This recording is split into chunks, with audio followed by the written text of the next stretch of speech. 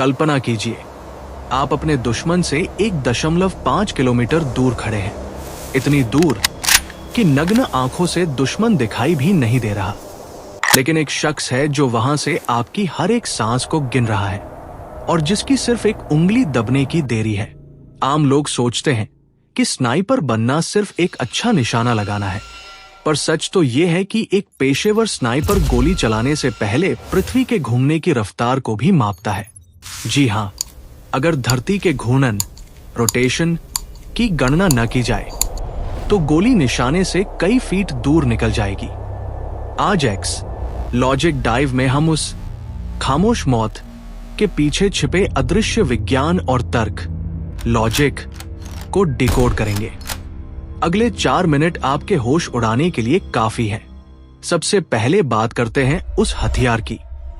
एक साधारण बंदूक और एक स्नाइपर राइफल में जमीन आसमान का फर्क होता है। स्नाइपर की नली बैरल लंबी और भारी होती है ताकि गोली निकलते समय कंपन वाइब्रेशन कम से कम हो।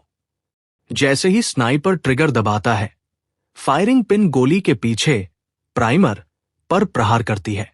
एक छोटा सा धमाका होता है और बारूद गैस में बदलकर गोली को 3000 फीट प्रति सेकंड की रफ्तार से बाहर धकेलता है। पर असली खेल तब शुरू होता है जब गोली नली से बाहर निकलकर हवा को चीरती है। जब गोली हवा में होती है तो उस पर 3 अदृश्य दुश्मन हमला करते हैं: गुरुत्वाकर्षण, हवा और तापमान। गोली कभी सीधी रेखा में नहीं चलती। जैसे ही वह बंदूक से निकलती है, धरती उसे नीचे खींचने लगती है। 1 किलोमीटर दूर निशाना लगाने के लिए स्नाइपर को दुश्मन के सिर पर नहीं, बल्कि उसके सिर से कई फीट ऊपर निशाना साधना पड़ता है। हल्की सी हवा भी गोली को रास्ते से भटका सकती है। स्नाइपर अपने स्कोप में बने डॉट का उपयोग करके हवा की गति का सटीक अंदाजा लगाता है।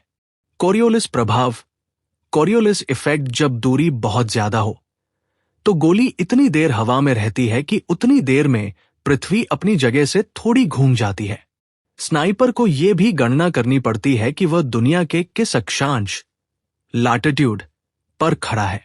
आपने फिल्मों में स्कोप के अंदर एक प्लस का निशान देखा होगा, उसे रेटिकल कहते हैं।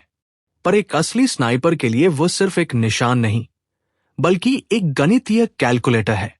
वो अपने स्कोप के डायल को घुमाकर दूरी के हिसाब से ऊंचाई एलिवेशन को नियंत्रित करता है। एक स्नाइपर अपनी गोली तब छोड़ता है जब उसके 2 दिल की धड़कनों के बीच का शांत समय होता है, ताकि धड़कन की हल्की सी हलचल भी निशाने को 1 इंच इधर उधर न कर दे। यह वह स्तर है जो एक इंसान को अदृश्य शिकारी बना देता है। तो दोस्तों, स्नाइपर बनना सिर्फ बटन दबाना नहीं, बल्कि भौतिक विज्ञान और अटूट धैर्य पेशेंस का एक घातक मेल है। अगली बार जब आप किसी स्नाइपर को देखें तो याद रखना, वह सिर्फ गोली नहीं चला रहा, वो विज्ञान को निशाने पर उतार रहा है। अगर आपको इस इंजीनियरिंग और तर्क में आनंद आया तो एक्स लॉजिक डाइव को सब्सक्राइब करें। अगले वीडियो में आप किस तकनीक का विश्लेषण देखना चाहते हैं? परमाणु पनडुब्बी, न्यूक्लियर सबमरीन या लड़ाकू विमान, फाइटर जेट? नीचे कमेंट में बताएं। जय हिंद।